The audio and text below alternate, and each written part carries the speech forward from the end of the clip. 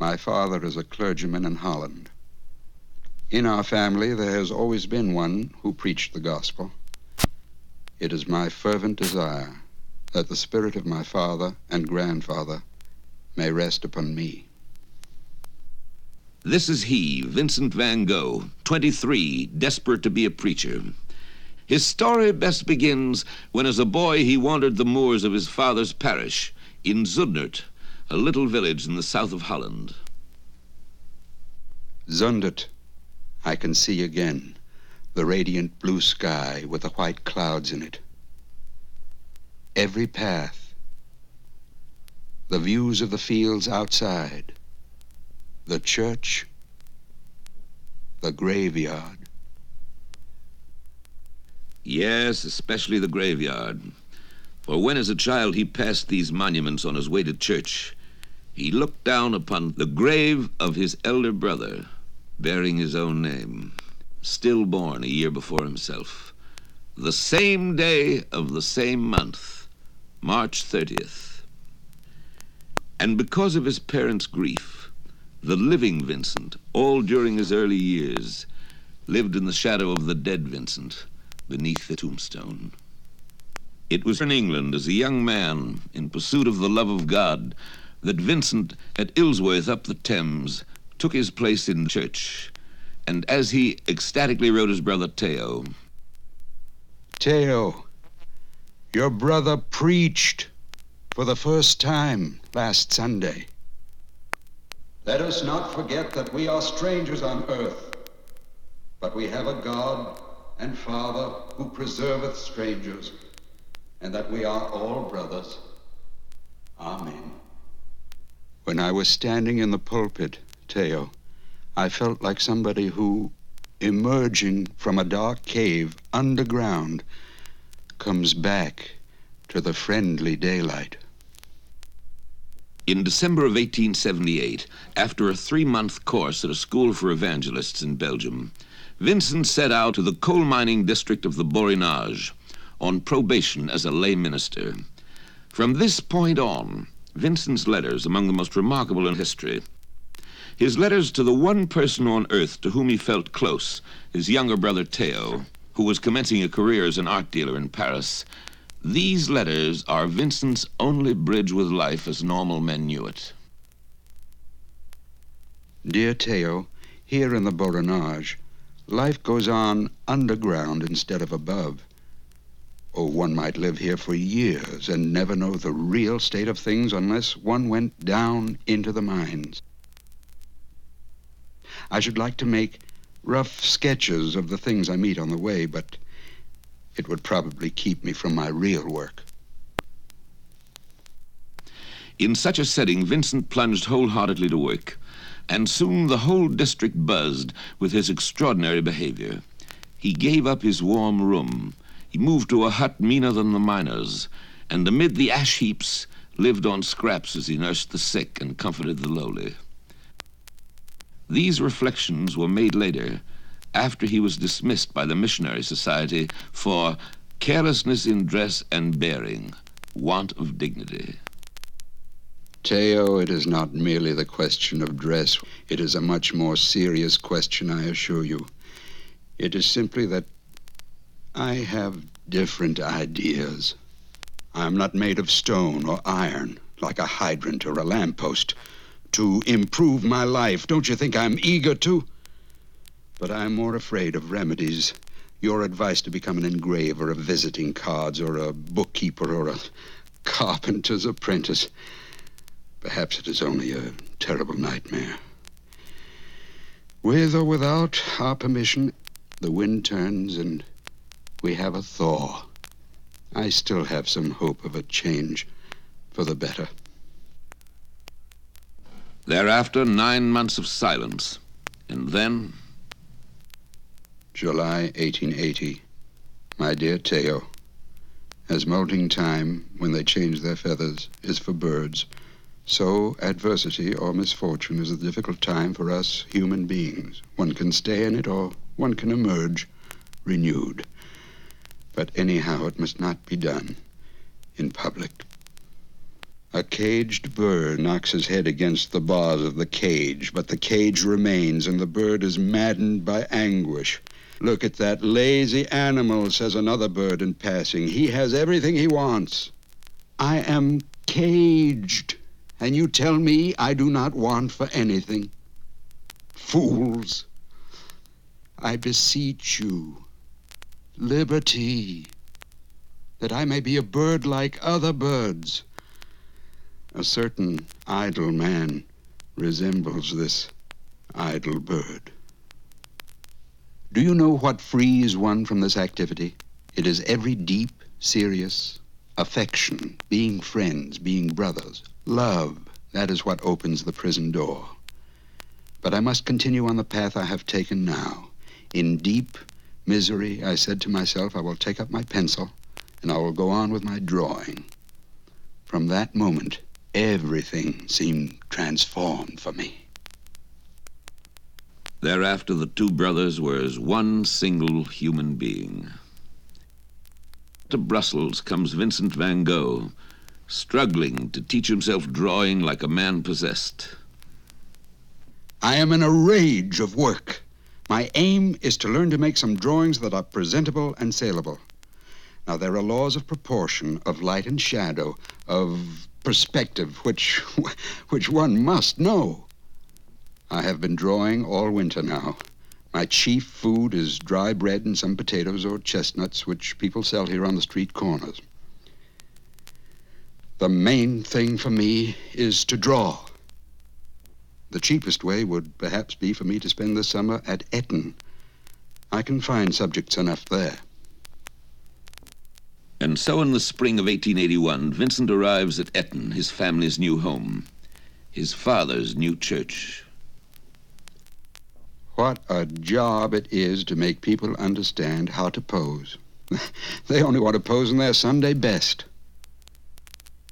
I have learned to measure and to seek for broad lines.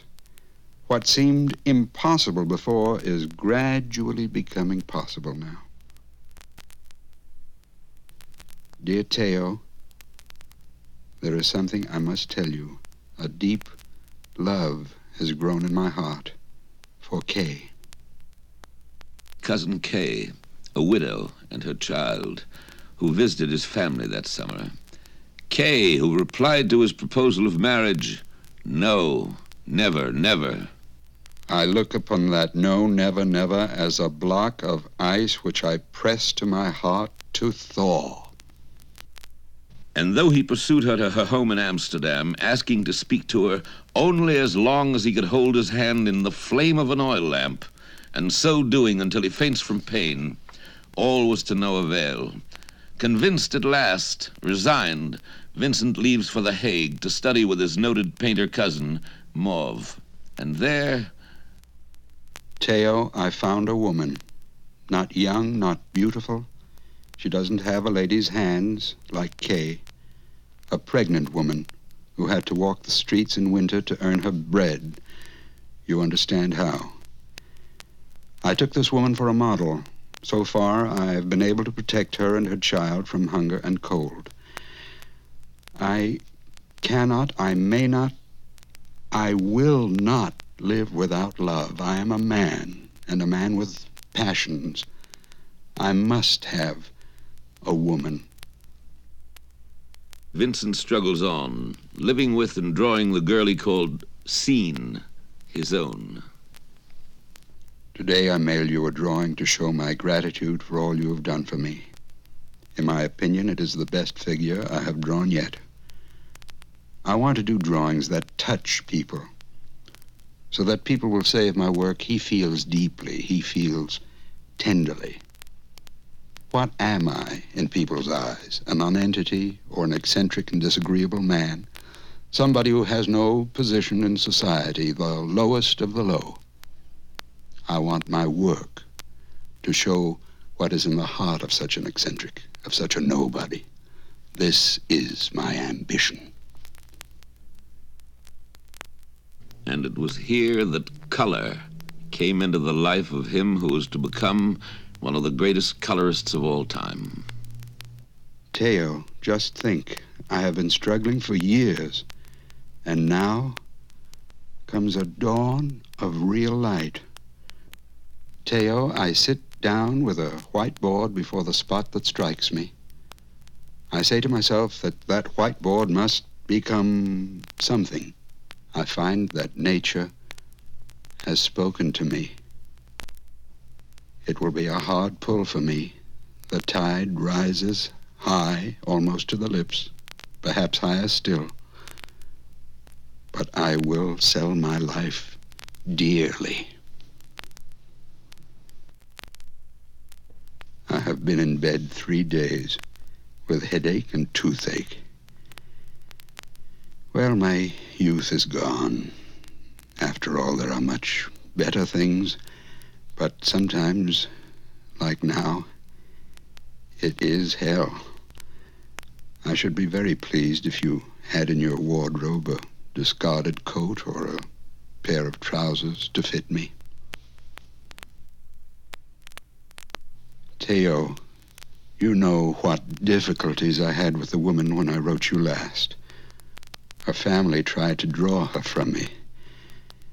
My spirits are low. I have no real friend but you. You must try to come soon, brother. When Theo at last arrives, he finds that Vincent has left his teacher, Mauve. He said I had to draw from casts. I smashed those plaster casts to pieces. I will draw from casts when there are no hands and feet of living beings to draw from. I should love to go to Drenthe, that country of heath and moorland. And so he does, leaving the woman, leaving The Hague, drawing the burden of his past behind him. After months of wandering, Vincent van Gogh returns to his only possible refuge, the home of his parents in Noonan. Theo, I feel that father and mother feel the same dread of taking me in the house as they would about taking a big, rough dog. He'll be in everybody's way, and he barks so loud. I stopped quarreling with father long ago. He clings to a system all built on convention. I am all the sadder because his gray hairs make it clear to me that perhaps we have not so much time left for reconciliation. Settling down in the laundry room behind the house, Vincent begins with painting the first things that meet his eye. The landscape, the house, the garden. A stranger to all about him, Vincent plods the countryside with his canvas and paints, entering the homes of the weavers. I, for my part, prefer to be with people who do not know the world. For instance, the weavers. As he works, he makes a pact with Theo. Dear Theo, in order to have some answer when those leading ordinary lives accuse me of being without any source of income, I want to consider the money I receive from you as money I have earned. I will send you my work every month. The work will be your property then. You have every right to do anything with it, even tear it to pieces. This week, I intend to start a composition of peasants around a dish of potatoes.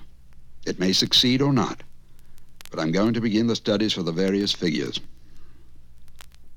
I've tried to emphasize that those people eating their potatoes in the lamplight have dug the earth with those very hands they put in the dish. The color they are painted in is like the color of a very dusty potato. It was before he painted the potato eaters that the lifelight burned out of his father.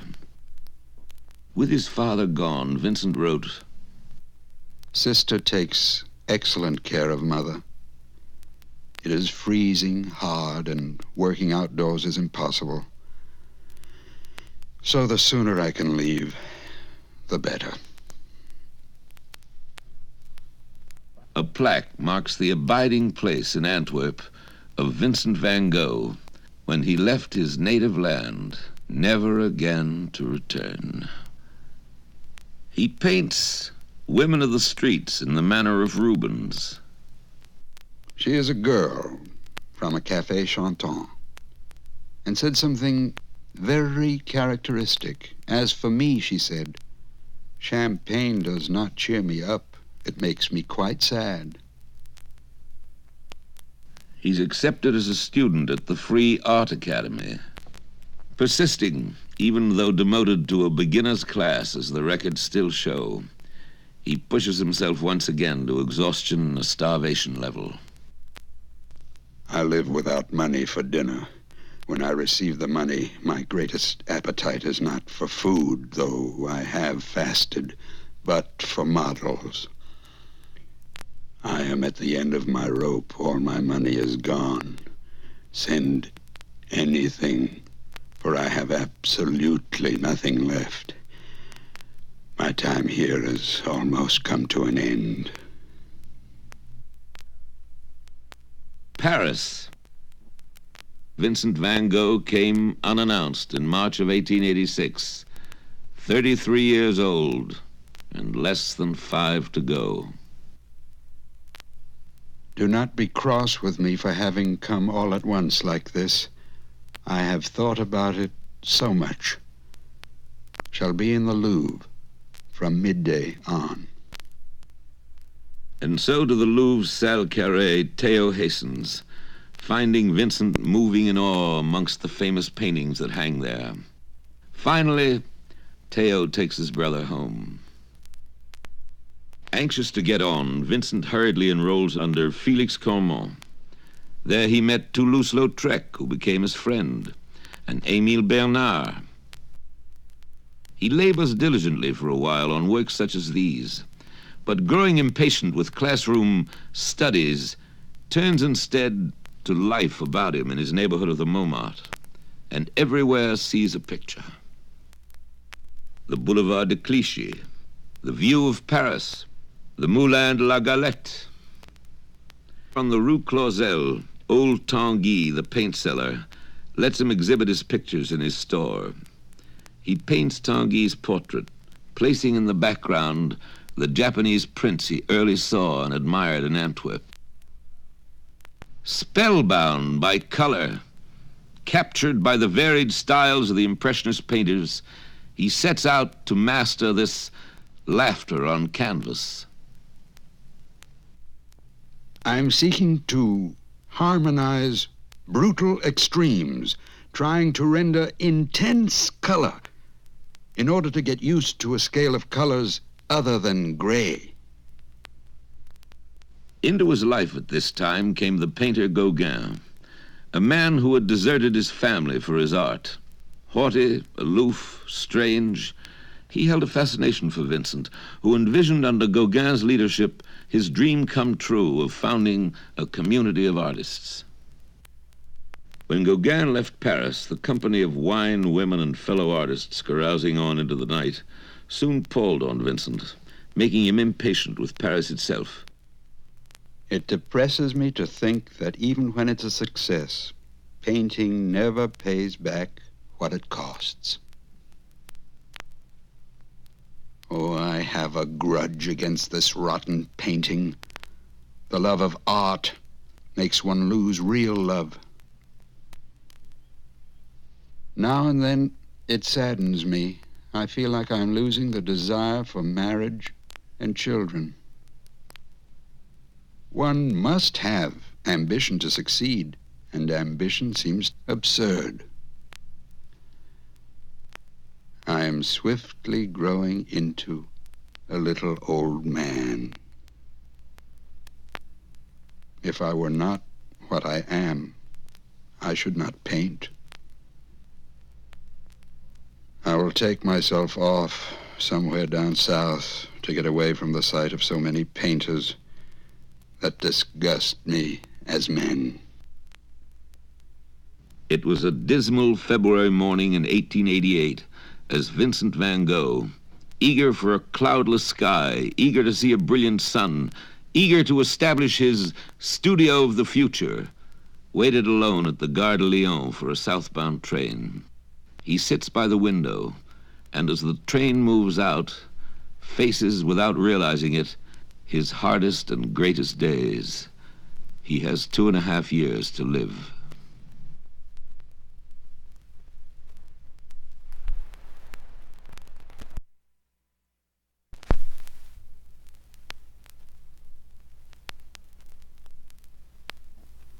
I always remember the emotions which the trip from Paris to Arles evoked. How I kept watching to see if I had already reached Japan. Childish, isn't it? Once settled, not far from town, over a canal of the Rhone, a bridge reminds him of his native Holland. But soon the almond trees begin to flower, and he falls completely under their spell. I'm using up a tremendous lot of colors and canvases. My brush stroke has no system at all. I hit the canvas with irregular touches of the brush, which I leave as they are. I must warn you, everyone will think I work too fast. You can reply that they looked at it too quickly. Oh, I shall be all in when the orchards are over. Often, while all in, he would return to his cafe and sit outside over a cup of coffee, and sometimes see a face he liked sitting close by. La Mousme, for instance. A Mousme is a Japanese girl, Provençal in this case, 12 to 14 years old. It took me a whole week. That makes 2 portraits, her and the Zouave, a boy with a small face, a bull neck, and the eye of a tiger. And he painted still another Zouave, one who became a good friend of his, Second Lieutenant Millet. I give him drawing lessons, and he is beginning to make drawings. By God, I've seen worse. Together they walked the countryside, climbed the stony crags of Montmajour. Not only climbed, but sketched them. They could look out over the checkered plain below. The fascination these huge plains have for me is very strong. The flat landscape is as infinite as the sea. My dear Theo, I am at last writing to you from Saint-Marie. The Mediterranean has the colors of mackerel, changeable, I mean. On the flat, sandy beach, little boats, so pretty in shape and color that they make one think of flowers. He set up his easel under a gas jet to record the magic of starry nights. Looking at the stars always makes me dream, as simply as I dream over the black dots representing towns and villages on a map. He never forgot his dream of a community of artists and of the man to head it. What is Gauguin going to do? Up to now, loneliness has not worried me much because I have found the brighter sun and its effect on nature so absorbing. My whole mind is set on Gauguin. I have just rented a 4-room house here in Arles. I want to make it really an artist's house. The house on the left is pink with green shutters. That is the restaurant where I go for dinner every day. Suddenly, unexpectedly, Theo sells a painting of Gauguin's, making it possible for him to come. Now that I hope to live with Gauguin in a studio of our own, I am painting with the enthusiasm of a Marseillais eating bouillabaisse. Big sunflowers for decoration. I want nothing but big flowers. I have also done a canvas of my bedroom. I wanted to express an absolute restfulness, looking at the picture or to rest the brain. My portrait, which I am sending to Gauguin, is all ash-colored.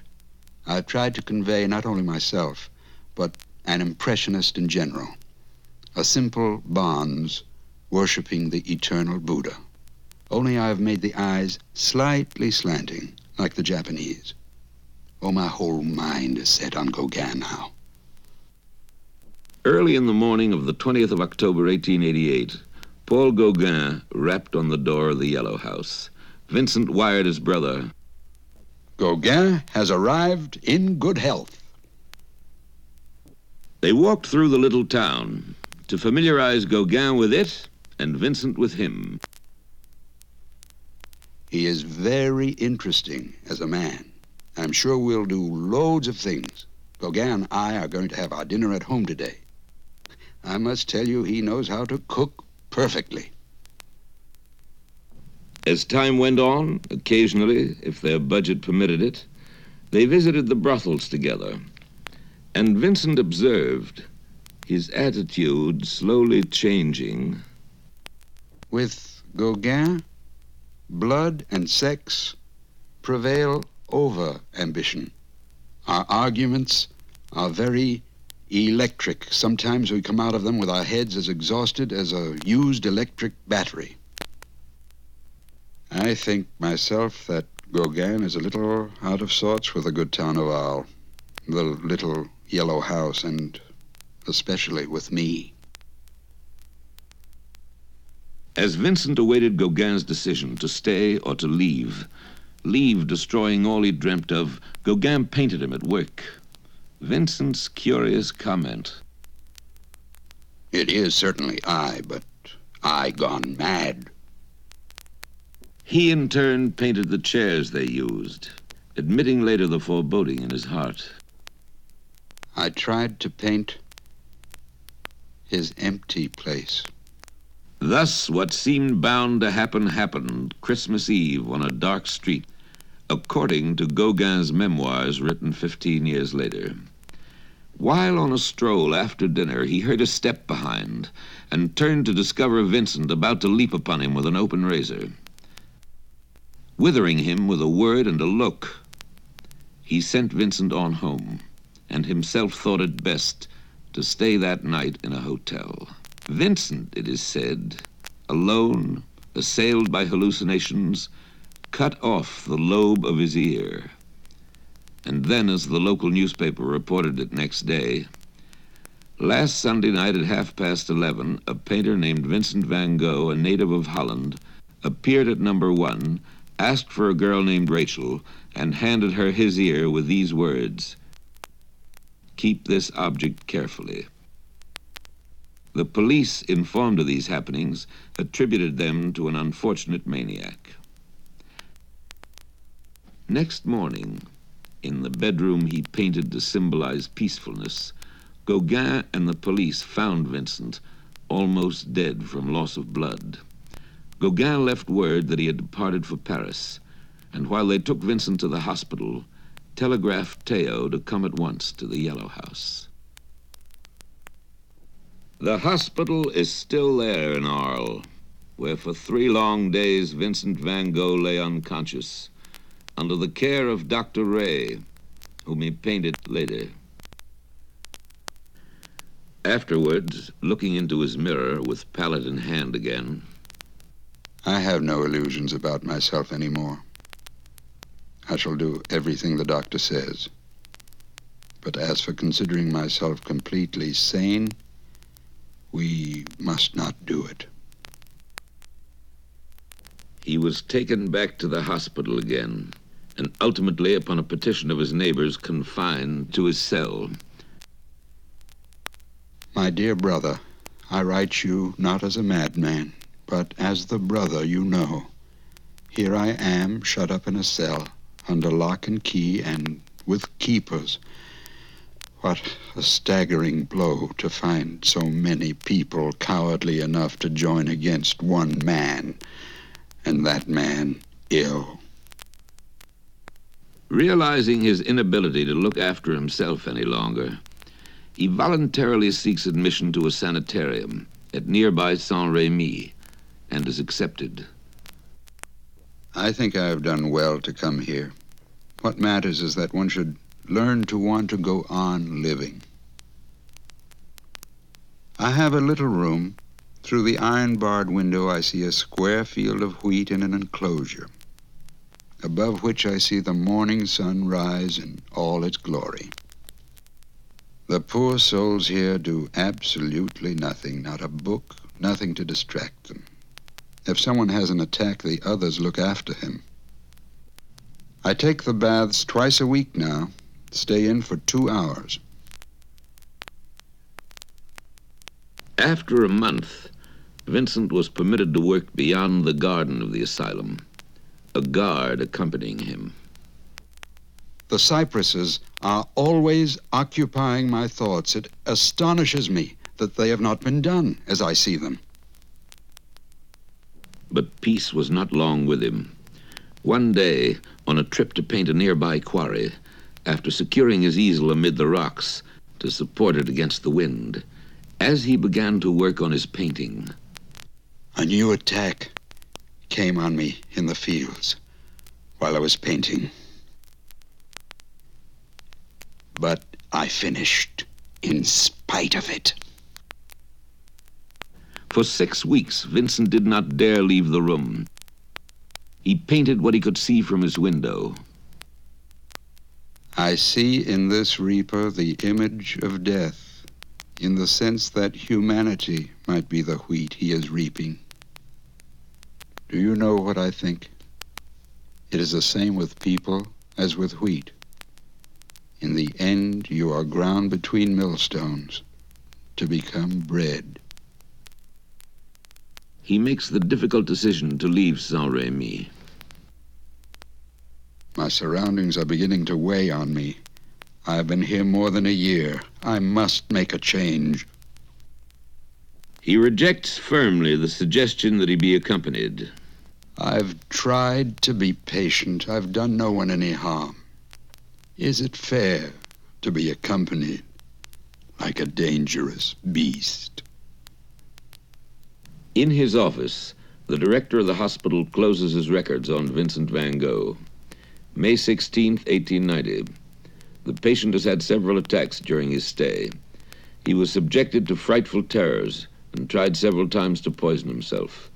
In between, the patient was quiet and devoted to his painting. Today, he is asking for his release. Observations: cured. Vincent van Gogh has 2.5 months to live. And so he comes to the last summer of his life. Here in Auvers, not far from Paris, placed by Theo under the friendly eye of Dr. Paul Ferdinand Gachet, an amateur artist. I have seen Dr. Gachet, who gives me the impression of being rather eccentric. He certainly seems to be suffering at least as seriously as I. He piloted me to an inn where they ask 6 francs a day. All by myself, I found one where I shall pay 3.50 a day. Auvers is beautiful. Dr. Gachet says I must work boldly on and not think of what went wrong with me. He turns to wheat fields after a sudden anguished trip to Paris upon news that Theo is beset with troubles, his child ill, his wife worried. In these vast fields of wheat under troubled skies, I did not need to go out of my way to express sadness and extreme loneliness. They will tell you what I cannot say in words. And then one day, on the 27th of July, 1890, Vincent van Gogh sat down and wrote his last letter. Somewhere he found or borrowed a gun. Rising, he left Ravoux Café. Walking through the Sunday empty streets of Auvers, walking toward the fields he loved, walking, his unmailed last letter in his pocket. My dear brother, there are many things I should like to write you about, but I feel it is useless. I tell you again that I shall always consider you to be something more than a simple dealer in Corot's, that through my mediation you have your part in the actual production of some canvases which will retain their calm. even in catastrophe. Well, my own work, I am risking my life for it, and my reason has half floundered because of it. That's all right. But what's the use? The bullet entered his body somewhere below the heart. Painfully, he picked himself up from the ground. He placed his hands over his wound and staggered, falling time and again toward home. Reaching the inn, he threw himself on his bed. Perhaps his groans summoned the innkeeper, Ravoux. When he entered the room and saw what he saw, and heard Vincent say, I tried to kill myself, but missed.